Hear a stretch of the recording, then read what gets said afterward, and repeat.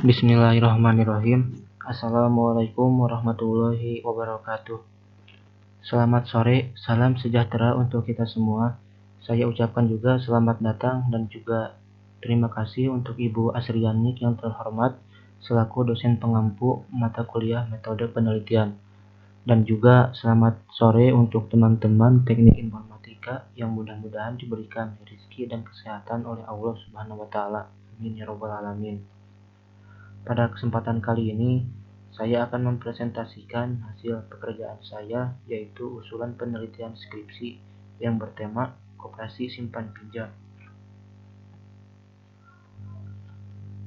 Untuk poin pertama, sejarah koperasi. Koperasi didirikan di Indonesia oleh Raden Arya Wiriatmaja di Purwokerto, Jawa Tengah pada tahun 1876. Koperasi dipelopori oleh Dr. Andes Muhammad Hatta yang juga dikenal sebagai Bapak Koperasi Indonesia pada tanggal 12 Juli 1947. Jadi, pergerakan koperasi di Indonesia ini mengadakan Kongres Koperasi pertama atas dorongan Bung Hatta di Tasikmalaya, yang kemudian ditetapkan sebagai Hari Koperasi Indonesia. Kemudian pada tahun 1927, keluar Peraturan Nomor 91 Tahun 1927 tentang Perkumpulan Koperasi Bumi Putra. Untuk poin keduanya, pengertian koperasi menurut Undang-Undang Nomor 25 Tahun 1992 adalah badan usaha yang beranggotakan orang seorang atau badan hukum koperasi dengan melandaskan kegiatannya berdasarkan prinsip koperasi sekaligus sebagai gerakan ekonomi rakyat yang berdasar atas asas kekeluargaan.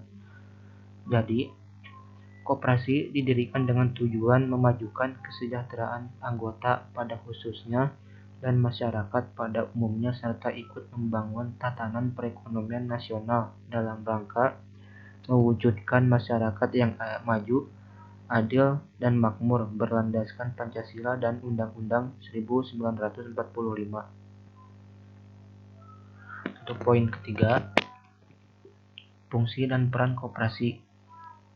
Untuk poin pertamanya, membangun dan mengembangkan potensi dan kemampuan ekonomi anggota dan masyarakat.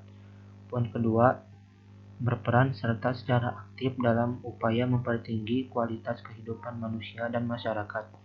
Poin ketiga, memperkokoh perekonomian rakyat sebagai dasar kekuatan dan ketahanan perekonomian nasional dalam koperasi sebagai sokogurunya.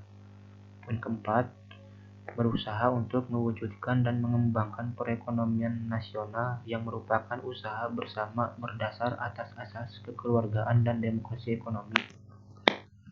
Secara garis besar, peran dan tugas koperasi ialah meningkatkan taraf hidup sederhana masyarakat Indonesia, mengembangkan demokrasi ekonomi Indonesia, mewujudkan pendapatan masyarakat yang adil dan merata dengan cara menyatukan, membina, dan mengembangkan setiap potensi yang ada. Untuk poin keempat, prinsip-prinsip koperasi. Yang pertama, keanggotaan bersifat sukarela dan terbuka. Yang kedua, pengelolaan dilakukan secara demokratis. Yang ketiga, pembagian sisa hasil usaha dilakukan secara adil sebanding dengan besarnya jasa usaha masing-masing anggota. Yang keempat, pemberian balas jasa yang terbatas terhadap modal.